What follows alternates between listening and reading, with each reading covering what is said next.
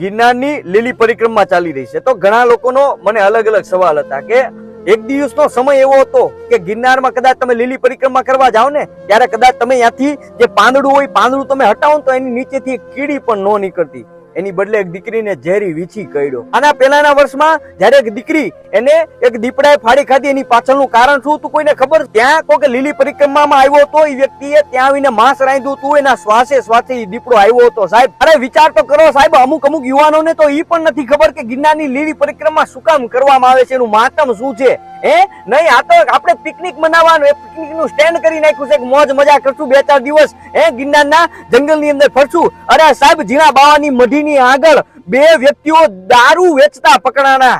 વિચાર તો કરો, આપણા ધર્મની આ લોકો દેવા બેઠા છે. અમુક તો પાછા એવું કે છે કે ગિરનારી જે લીલી પરિક્રમા છે એનું તપોબળ ઓછું થઈ ગયું છે, જેના લીધે ત્યાં મૃત્યુ પણ થવા લાગ્યા છે. અરે ભાઈ, જે અમુક આવારા તત્વો છે એના લીધે આવું થવા લાગ્યું છે, નહીતર પેલા આવું નતું થતું. પેલાના માણસો ગિરનારની લીલી પરિક્રમા કરવા જતા, નહીં કે મોજ કરવા. અને જે આવારા તત્વો છે જે દારૂના ધંધા કરે છે ત્યાં જઈને ખરેખર એમને યોગ્ય સજા થવી જોઈએ. ખરેખર સાહેબ ગુજરાત પોલીસ અને ગુજરાતના ફોરેસ્ટ અધિકારીઓને દિલથી સેલ્યુટ કરું છું, કારણ કે સાહેબ તડકો તાપ અને 24 કલાક 4 દિવસ સુધી દિવસ રાત નથી જોતા અને ત્યાં લોકોની સેવામાં હાજર હોય છે. દિલથી સેલ્યુટ છે સાહેબ. આ વિડીયોને બને એટલો શેર કરો મિત્રો.